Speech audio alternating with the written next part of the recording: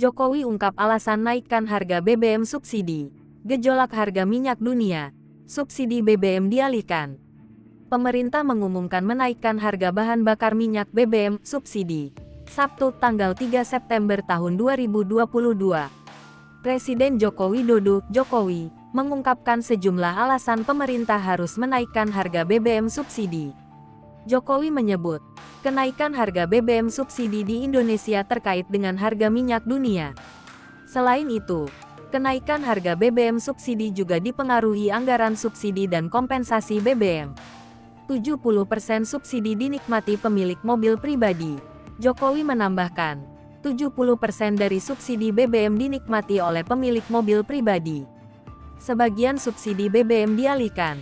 Presiden menjelaskan, pemerintah akan mengalihkan subsidi BBM untuk sejumlah bantuan.